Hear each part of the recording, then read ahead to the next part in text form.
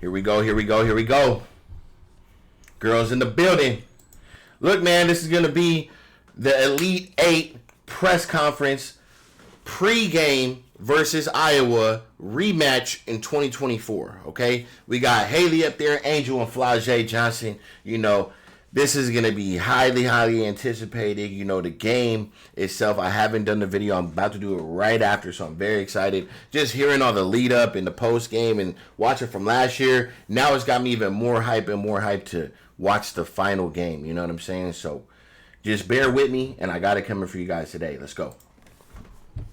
Welcome, student athletes. We have Flau'jae Johnson, Angel Reese, and Hailey Van Lith, and we'll open it up to questions. Front row.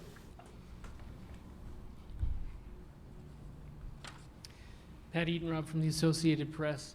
Angel, you'll know this is coming from an old guy, but Larry Bird and Magic Johnson played each other in the national championship game, and then the rest of their careers were kind of linked by the matchup between the two. I was wondering if you could talk a little bit about your relationship with Caitlin and how that might define you guys. One, I'm a little too young to have seen them. So yeah, let's start there. So people do compare that matchup all the time, but I've never seen the matchup, so I'm not really familiar with it. I've been playing Caitlin since we were in high school. I played her in my AAU championship when she played for All Iowa Attack. Played her at Maryland, and then of course played her here at LSU. Just a super competitive relationship, being able to play against each other, and then last year the national championship. Now we really can't complain about it. So I know a lot of people are gonna. You could talk a little bit about your relationship. To have seen them. Didn't mean to do that, but what I was gonna say is I didn't know that Angel and Caitlin have played. I did, but I just found that out like a couple days ago. But like, that's crazy. So they really started playing each other in high school, then college, and then WNBA, and then they were teammates on the WNBA All-Star, and then they're going to be on the Olympic team probably together in 4 years. That's crazy, man. That's crazy. So that's a lot of, back and forth competition. That's let's crazy. start there. So people do compare that matchup all the time, but I've never seen the matchup, so I'm not really familiar with it. I've been playing Caitlin since we were in high school. I played her in my AAU championship when she played for All Iowa Attack. Played her at Maryland, and then of course played her here at LSU. Just a super competitive relationship, being able to play against each other, and then last year the national championship, being able to just grow women's basketball and just being able to help the game is just something that we just had. And there's no anything else than that.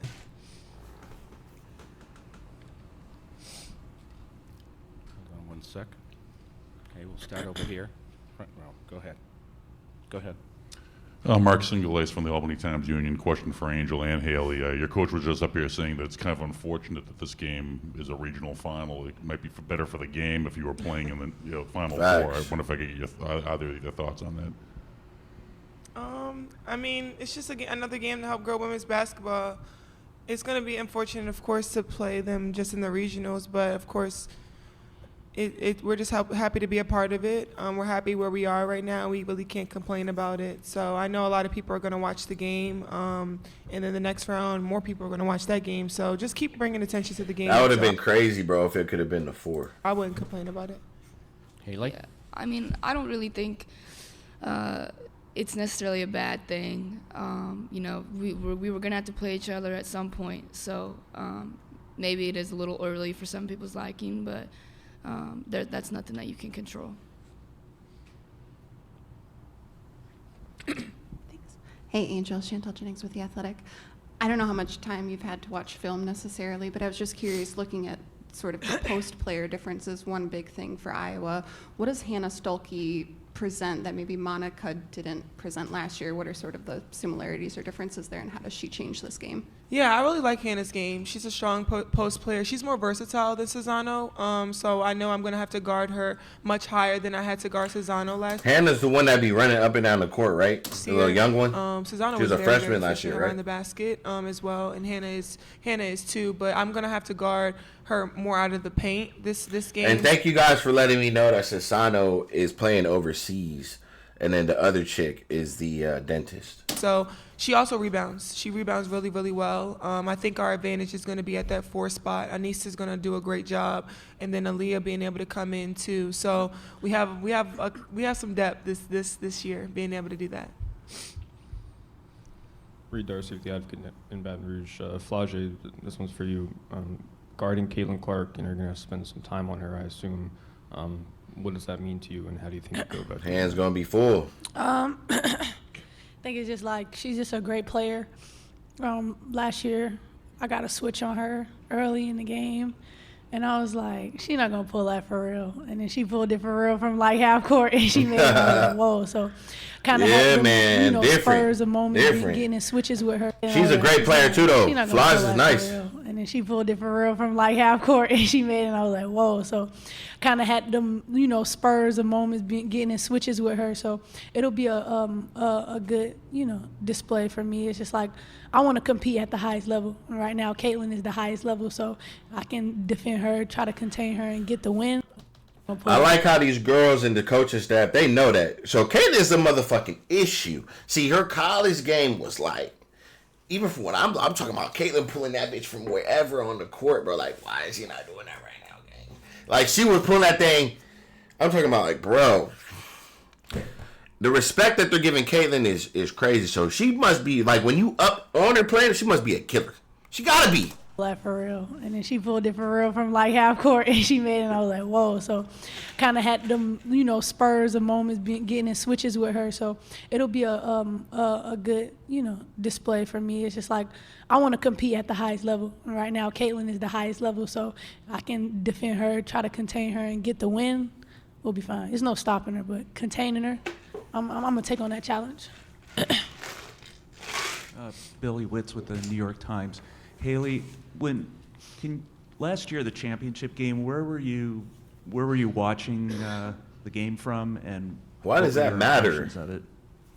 Yeah, I was actually watching the game back at my place at my old school, and I just remember just the excitement of the game and the emotions that you could see through the TV, and you just felt like it was a huge moment for women's basketball, and I felt like a weird, drawing to how emotional the game was, and I felt like I really related to that, and that's how I played and stuff. So I remember exactly where I was when I watched it.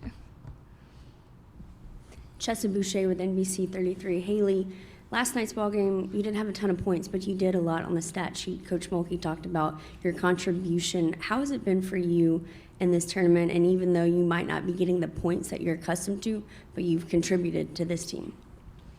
Yeah. It's not always about the buckets, man. That's what a lot of you guys on the internet don't be understanding. It's not always about who's scoring. You could really impact the game without scoring. Like, for real. Like, you could really make an impact, bro. Like, little things. I mean, I think at the end of the day, I'm just trying to make winning plays, and I think in the fourth quarter I was able to come up with some winning plays for us. And, I would rather be known as a winner than a scorer, because at the end of the day, if all you're going to ask me to do is score, that's something that I can definitely do. So, I think at this point that's something that I can definitely do. So, I think at this point it's about she letting it be known. She's talking her shit.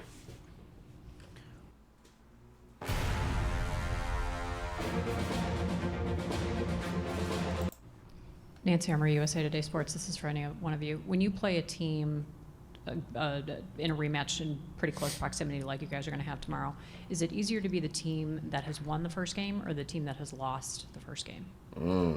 See, that's a good question. Obviously, the team that has won the first game. That's the wrong answer. The Sky game. That's the wrong answer. That's the wrong answer. That's the wrong answer. Let me hear that question. Pretty close proximity like you guys are going to have tomorrow. Is it easier to be the team that has won the first game or the team that has lost? It's easier to be the team that lost the first game, bro. Because now you ain't got nothing to lose. Like, what is he talking about? The first game. Obviously, the team that has won the first game. It's the wrong answer. The scouting report going into the game last year is the same scouting report going into the game this year. Caitlin Clark is who she is. and we're going to have to contain her as best as we can. She's an amazing player. So, of course, last year, the scouting report was just to contain her as best as we can and not let the surrounding players score as That ain't got nothing to do with the question. As they could. So we're going to do the same thing again this year. I mean, she's scoring 30 when they win. She's scoring 30 when they lose. So it's a win-win-lose situation with it. So we're just going to have to not allow those other players to score. Michael Cobble, WBRZ TV in Baton Rouge. Kim was just up here and said that we make too much of the trash talk. Both of you were at the center of that circle last year, and now that a year later, how do you view it? Is it just something for y'all on the court, and everybody else should just let it be what it is? Yeah, I mean, it's part of the game, and it's a part of why people want to watch the game. I think when you think about hockey and the fights, like, people like to see that. And that's not why we do it. It's our personalities. It's what makes the game fun for us. And I think a lot of times, people make assumptions and they don't really know they don't really know what we're saying, and they don't really know the backstory or anything leading up to it. And that's nothing that we can control. And at the end of the day, if that's what people want to complain and talk about, it is what it is. But that doesn't mean we're going to change. And I think enough people enjoy it, obviously, because women's basketball is doing it better than it's ever done.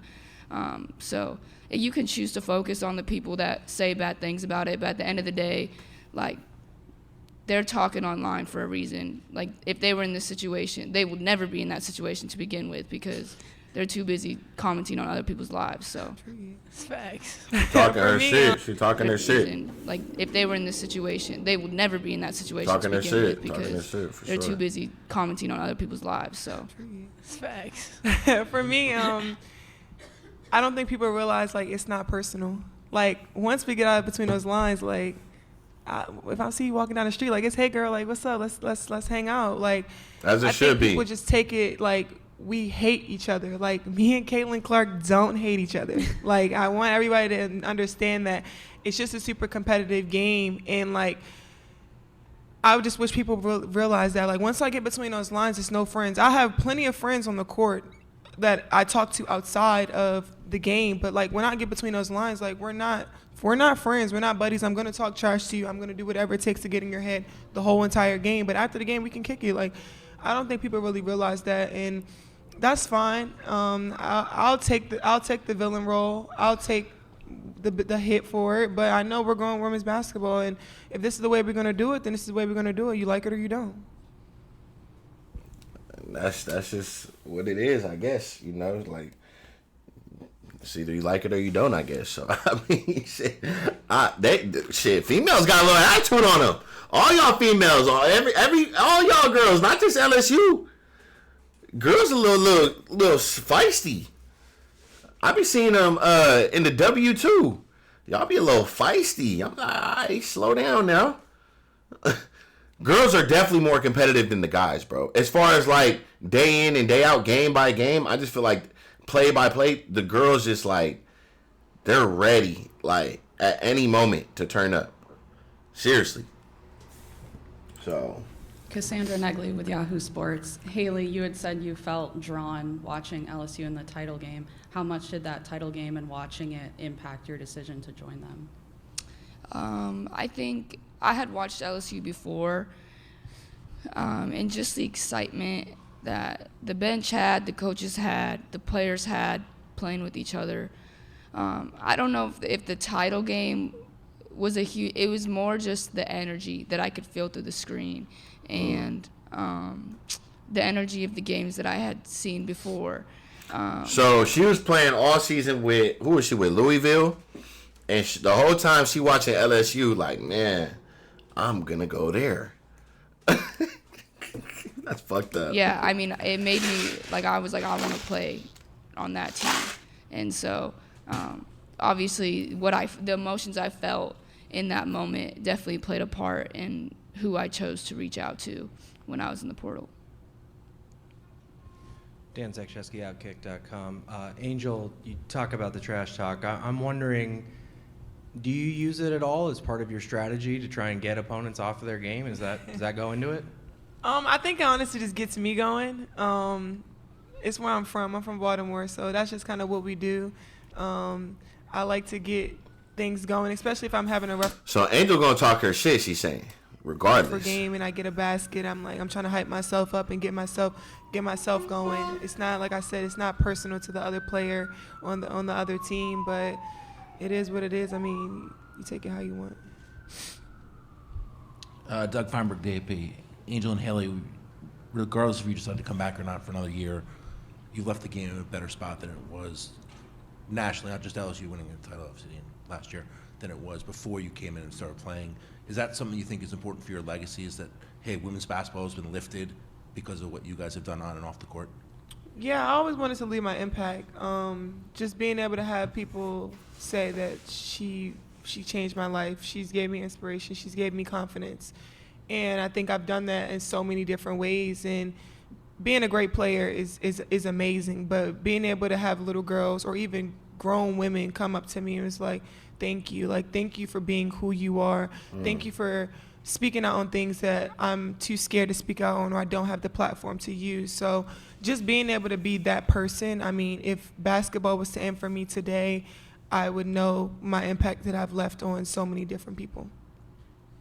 Yeah, I agree. When it goes back to the younger generation, and I just remember being a kid, growing up, and there was never any women's basketball games on TV. You didn't really hear about the WNBA. Like, I was looking up to men's. That's true. I mean, like, for me, when I first started hearing about the W, it was like Candace Parker, like, you know, around that era, maybe a couple people before her. But yeah, bro, not too many people, like, were talking about WNBA at all.